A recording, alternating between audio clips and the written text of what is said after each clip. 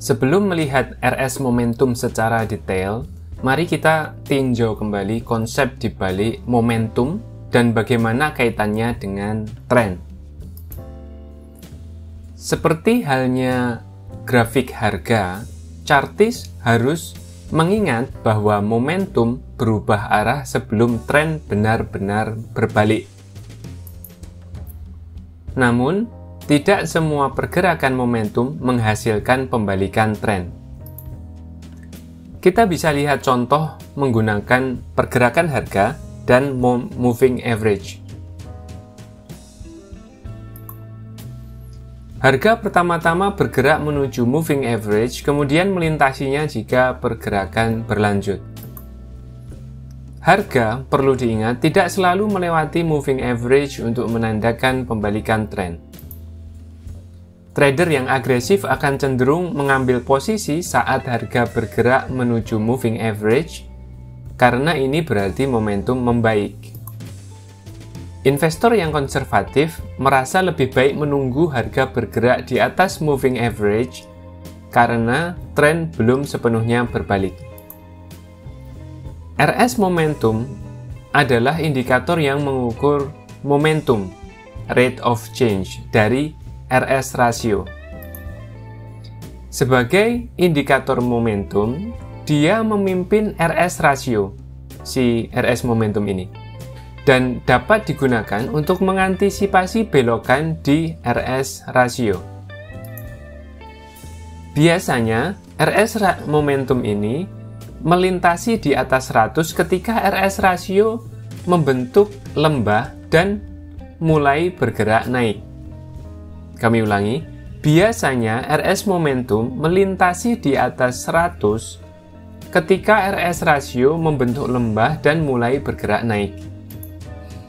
Sebaliknya, RS momentum melintasi di bawah 100 ketika RS ratio membentuk puncak dan mulai bergerak ke bawah. Grafik di layar ini menunjukkan sebuah contoh penggunaan indikator ini. RS momentum ditunjukkan yang berwarna hijau, RS ratio ditunjukkan dengan yang berwarna merah. RS momentum melintasi di atas 100 pada pertengahan Desember dan sebagian besar bertahan di atas 100 selama 4 minggu. Perhatikan gambar di layar yang ditunjukkan dengan anak panah. Perhatikan bagaimana RS ratio mencapai titik terendah saat RS momentum bergerak di atas 100 dan RS ratio melintasi di atas 100 kemudian di bulan Januari. Perlu diingat bahwa RS momentum adalah indikatornya indikator, yaitu si RS ratio. Selanjutnya, sebagai indikator momentum, dia akan sering bergerak di atas atau di bawah level 100. Chartis mungkin ingin fokus pada pergerakan berkelanjutan di atas atau di bawah 100 untuk mengantisipasi persilangan atau crossing serupa di RS ratio. Grafik di layar ini menunjukkan sebuah contoh grafik dengan dua contoh yang menyoroti hubungan antara RS momentum dan RS ratio. Arsiran abu-abu menunjukkan RS momentum di bawah 100 selama 4-6 minggu ya, 4 dari 6 minggu pada bulan Februari sampai Maret.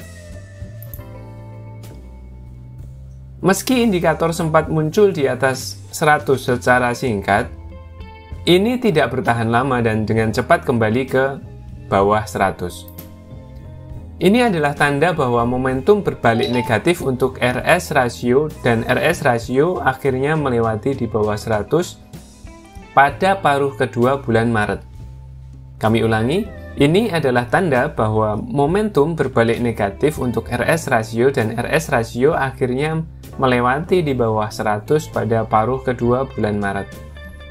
Sekali lagi, silakan lihat gambar di layar.